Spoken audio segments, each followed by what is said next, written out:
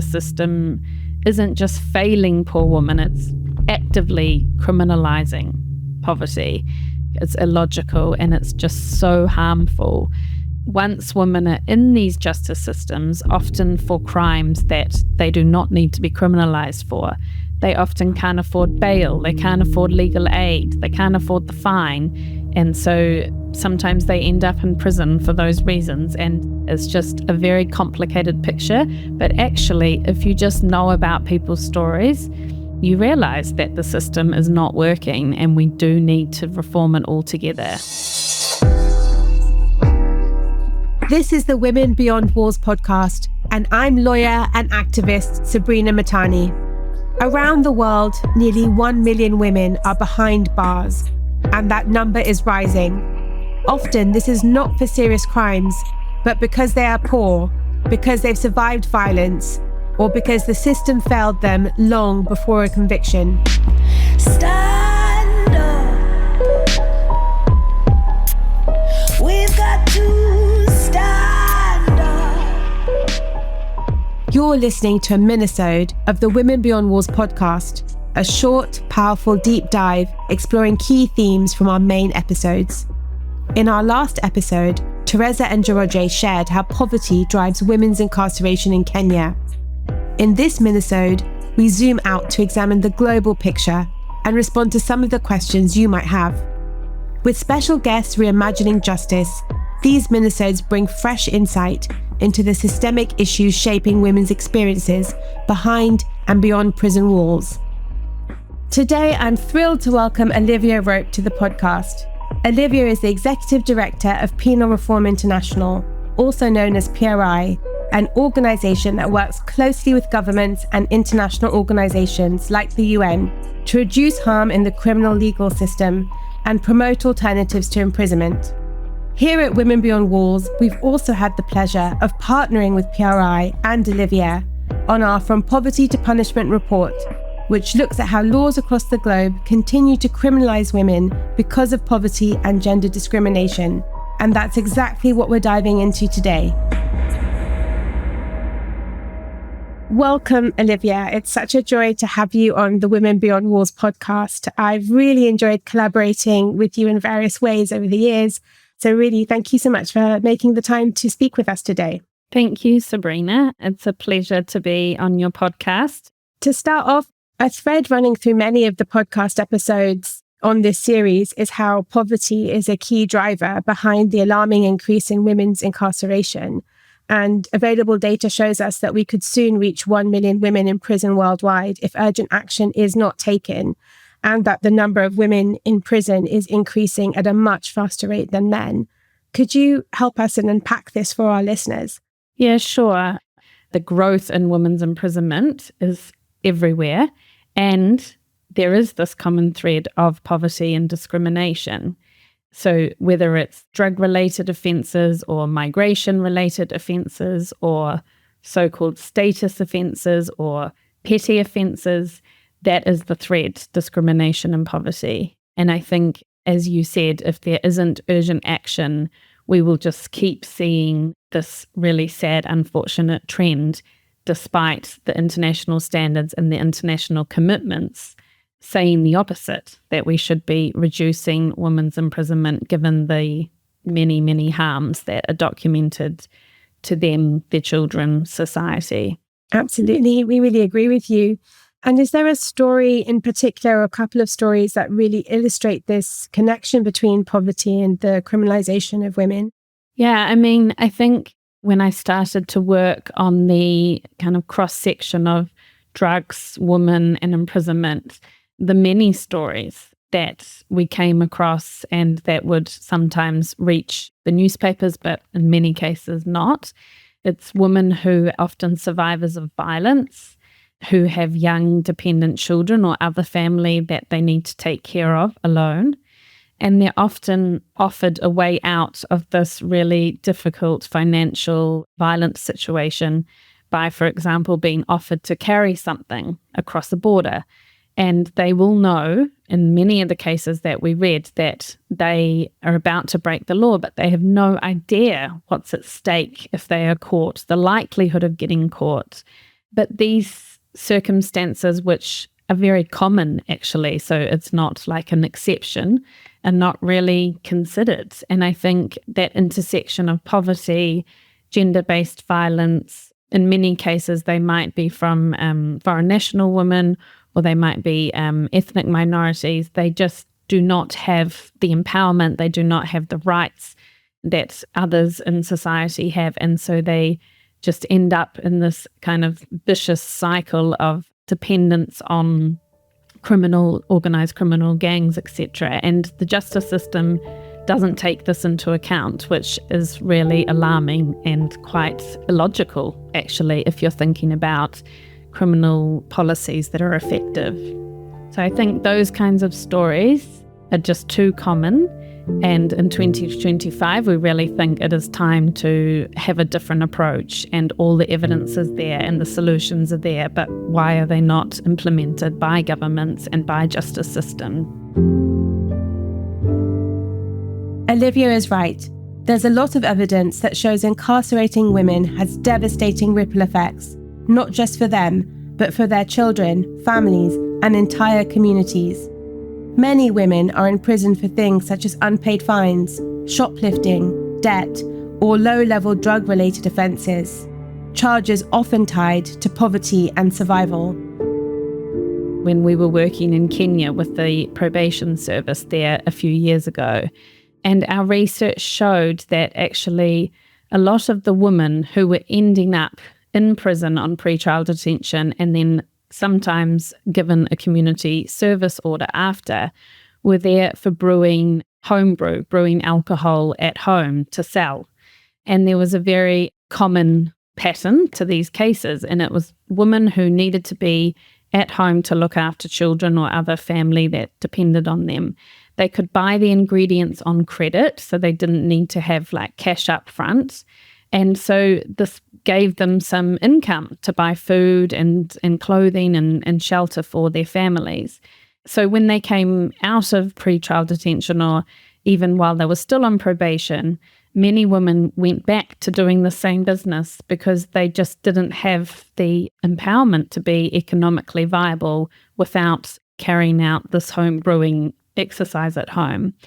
And I think this shows that these systems are not seeing the bigger picture, because instead of giving these women a sentence, why not give them support or a startup business, core funding or something to help them lift them out of poverty so they didn't have to carry this business on, which of course the authority said was, a health safety issue for society if they're giving out alcohol that's not regulated. So it's a really strong example, in my view, of how women end up committing crime and being criminalised literally for trying to sustain their family and keep some food on the table, etc. That's why community-based programs that focus on trauma-informed care, economic empowerment, and responding to the underlying causes that trap women in criminal legal systems are so essential. In our last episode, we spoke to Teresa Njoroge, a formerly incarcerated woman from Kenya, who's helping women like the ones Olivia just described rebuild their lives after imprisonment. If you haven't heard that conversation yet, we highly recommend going back and giving it a listen. But women being incarcerated due to poverty isn't just a problem in the global south. It's happening everywhere. That was one thing that really shocked me when we were researching this report together. There's often this misconception that poverty-related incarceration is mostly an issue in the global majority, so in Africa or Latin America. But how does the research challenge this narrative? Yeah, I think, you and I together, Sabrina, I think we were as shocked as the editors and all of the people who then got our report and read it. It's definitely not just an issue that impacts some areas of the world or even, pockets of communities. It was across the board. And maybe just to mention a few examples, in the UK, many women are prosecuted for not paying a TV license. They then get a fine. Then they can't pay the fine. then they get criminalized for that. In the US, of course, fines and fees are a huge problem, especially impacting or disproportionately impacting women. In Europe, there has been quite a few cases where already marginalized women who from ethnic or racialized groups have been arrested and criminalized for begging or selling little items to survive. Or, of course, you have many women working in the informal economy everywhere in the world who, with this sort of tough on crime and clamp down on foreign nationals who are working illegally and overstaying, etc., we have seen a rise in prosecutions for people not having the right paperwork. So I think the ways in which women are being criminalized in this context of poverty and discrimination takes all different forms, but ultimately it comes back to this gender inequality and just a gender blindness of government and of justice systems. You put that really powerfully, gender blindness. I think you're absolutely right. But I'd also love to talk about solutions, because Penal Reform International does such a good job of trying to document kind of solutions that are working in so many different countries. And what kind of reform do you think is needed at a systemic level to break this cycle between poverty and incarceration? I mean, I often say, and I really do believe it deep down, that we really need bold leadership. And maybe that's something that the world is missing in many parts at the moment, sadly. But even if it's not right at the top, there are many decision makers that could change this course and actually take action and bring everybody on board. And I think maybe it's helpful to think short term, okay, we want to see more alternatives to imprisonment that are suitable for women and proportionate to their cases. We want to see zero prosecution policies, even if we cannot decriminalize some of these laws for very legitimate reasons. There can be ways to reduce the harms and the disproportionate use of these laws against women where they make no sense at all. But then longer term, we do need to see changes in law. And this, legislative reform does take many years. But if you have the leadership and you have the vision, it can happen.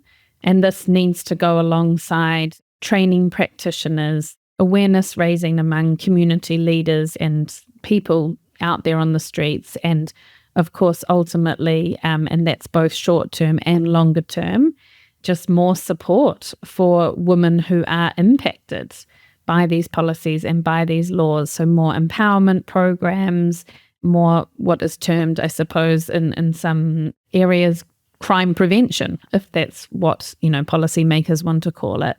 But all of this, Sabrina, is needing investment, and not just political investment, but financial investment. And I suppose that's where also the international institutions come in, the multilateral world that we operate in as well, because otherwise it just becomes a drum that we keep banging and you don't get any action. So the political and the financial investment, both in the short-term solutions and the long-term solutions, we will see change. And there is some change that we can really be looking to and making sure that we disseminate that as examples of how to move forward on this issue. And thank you. I really think that's so important about the need for investment. We do need bold leadership and we need bold action and ideas, but we need resources to sort of finance all of this. And Women Beyond Walls has highlighted how the issue of women's incarceration is actually really underfunded, especially by women's rights and human rights donors. So I really hope that as we move forward, we're going to actually see more resourcing of organizations and this work so that we can really try and actually tackle this issue before we reach 2030 and the SDG goals, and actually we end up seeing even more increase in women in prison and much more harm being caused. Mm-hmm. But are there any examples of countries or initiatives that you think are moving in the right direction here? Any kind of promising practices that we could look to?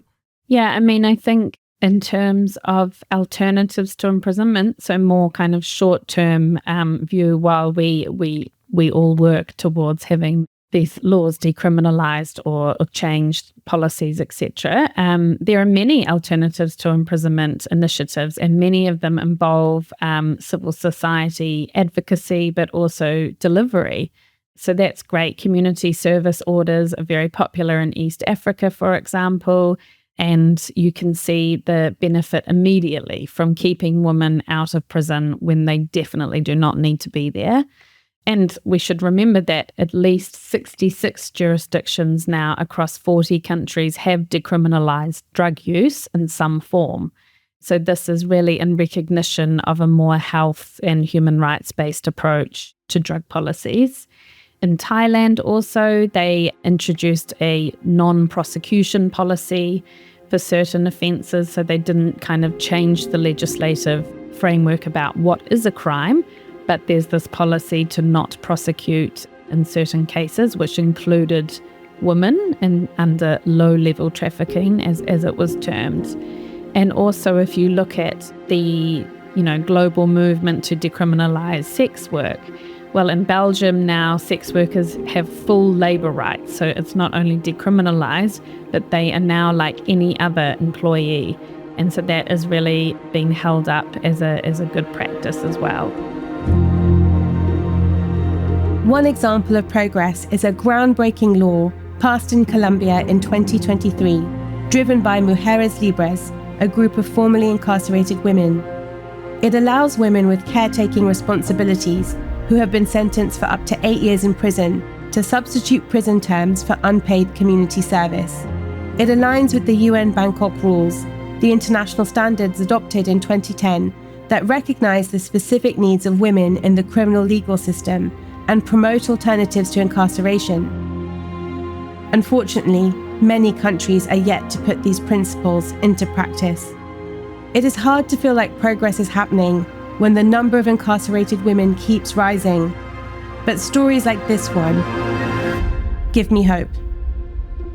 I remember being in Bogota at the first convening of the International Network of Formerly Incarcerated Women, and there was the Minister of Justice there, and he was, announcing this new community service law, and he was talking about how harmful prison is and how actually prison isn't working, and I was just so surprised to hear it, a Minister of Justice talking about this, and just thinking how 20 years ago, Colombia was one of the most dangerous countries in the world. It was such a tough on crime, war on drugs country. It's almost like the key example of it. And here we were.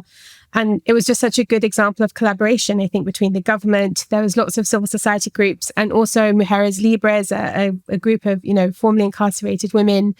And I think they had all come together, and by kind of supporting each other and collaborating, they'd got this law, which I know isn't perfect, but I think it's a really good example of a way of trying to reduce the number of women in prison, particularly women with children. And I know lots of others have been inspired now by what's happening in Colombia and, want to sort of replicate it. So I think these examples of collaboration and as you said, kind of bold ideas and bold leadership are really things we need to kind of hold on to and invest in more. Yeah, definitely. And I also wanted to ask you about what more you think the women's rights movement could do to address, the growing number of women in prison. We consciously launched our report at the Commission on the Status of Women this year, really trying to engage the wider women's rights movement in this issue.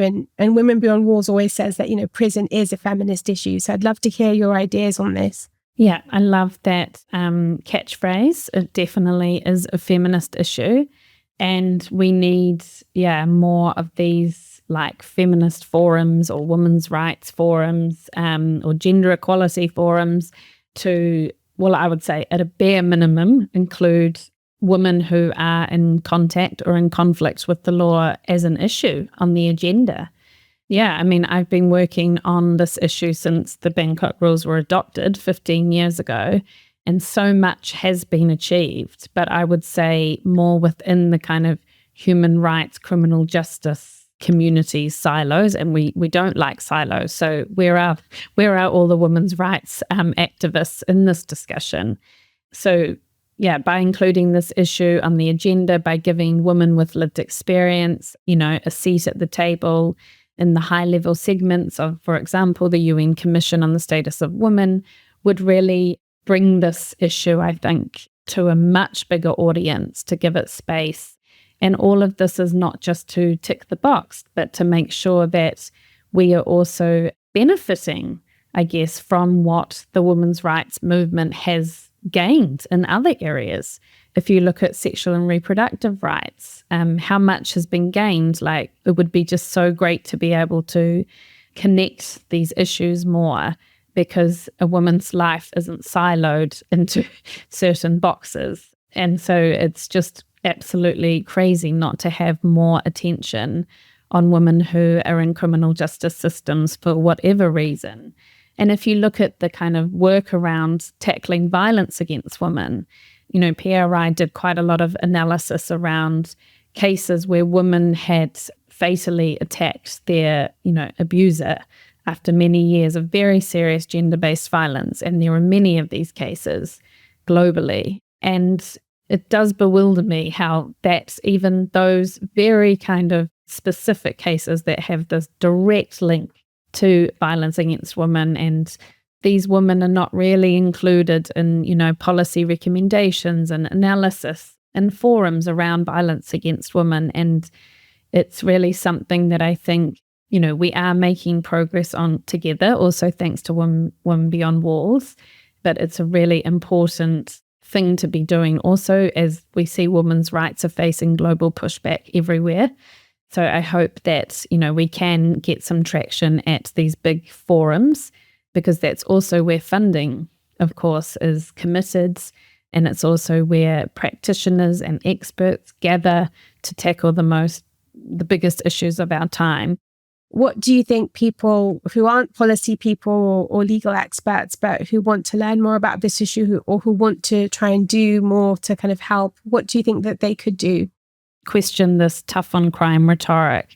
Think about the stories behind these newspaper stories where a woman has committed a crime and is being judged for more than that crime, actually. She's being judged for breaking gender stereotypes, because that is all fueling, of course, the policymakers' wrong decisions or their ability not to act, actually. I mean, I think our report shows that the system isn't just failing poor women, it isn't lifting women who are poor out of poverty or women who are discriminated against out of that inequality. It's actively criminalising poverty. And that's something that we really need the public to understand, communities to understand, that the system does not work, it's illogical, and it's just so harmful. As once women are in these justice systems, often for crimes that they do not need to be criminalised for, they often can't afford bail, they can't afford legal aid, they can't afford the fine. And so sometimes they end up in prison for those reasons. And the story behind them getting there is often complex, but sadly, it's a very common story. And so I guess for everybody out there, and what I say, I suppose, to family and friends who don't work in the sector, is that it's just a very complicated picture.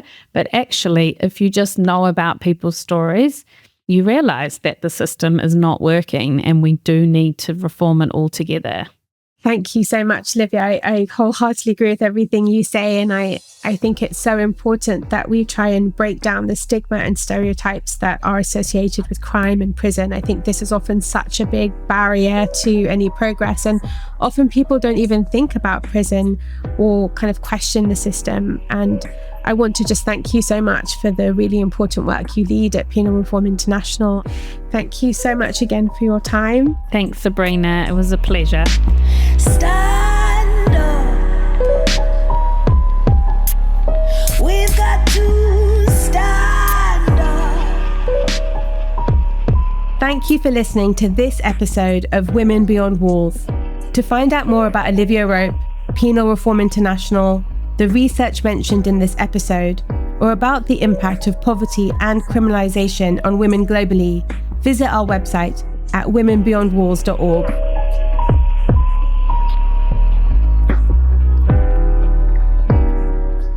This episode is edited by Human Group Media, a podcast company for social change and impact.